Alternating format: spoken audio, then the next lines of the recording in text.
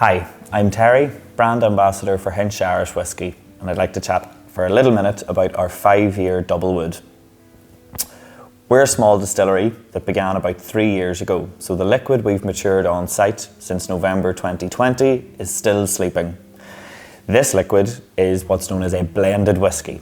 We purchased it partially aged and then finished it in a different type of barrel of our own choosing. So it has 4 years in an ex-bourbon barrel. An ex-bourbon is very typical for most whiskies. They'll usually begin life in that type of cask and get a very sweet and almost sugary undertone. What we then do is take that ex-bourbon liquid and put it into a virgin oak for an extra 1 year, which is why this is called a double wood. Double wood meaning 2 casks.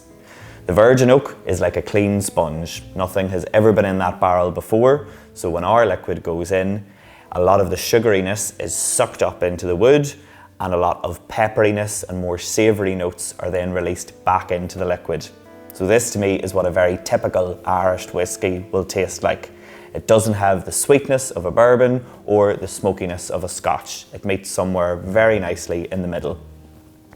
In terms of colour, you can see that this is a slightly darker liquid. It's almost amber in its appearance. On the nose, you should get a very subtle pepperiness. And as I take it up, it almost shifts into a soft almond or marzipan. Then, whenever you're going to taste the liquid, this is overproofed. It's 43% alcohol. So it's a whiskey tasting exercise, not a whiskey drinking exercise. A little bit on the tip of the tongue and let it wash back. Sláinte.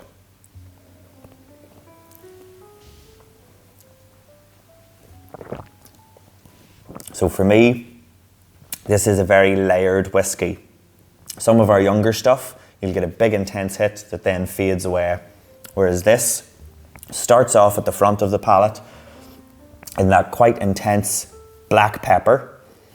As it makes its way back, it slowly starts to fade into more of a clove spice. Not quite a Christmassy whiskey, but definitely more heading into the dark nights and that wintry feel. After a minute then, it softens again and nearly becomes like a creamy, almondy, nearly chocolatey effect at the very, very back of the palate. So it's quite layered and there's a good depth of flavour in what is a very young whiskey essentially. Now this is one not everybody will agree with, but I think is a great mixing whiskey. Some people argue you should only drink your whiskey neat, but if that's the case, you're going to miss out on some brilliant cocktails. And this would be the whiskey I would recommend to mix with. I used to manage a bar and we were always looking for something that was quite versatile. As I say, this doesn't have the intense sweetness of a bourbon nor the smokiness of a Scotch. So it's a good level playing field for most cocktails. I'll use it for an espresso martini. Instead of vodka, we'll substitute it with whiskey to give it a bit of an Irish slant, or your very classic whiskey cocktails like an old fashioned or a whiskey sour. One of the most simple serves you can do with this, and I like to do it a lot during the summertime, is a simple whiskey and ginger. All you need is a little bit of ice, a good healthy measure of whiskey, small squeeze of fresh lime, just to give it that summery kick, and top it off with ginger ale.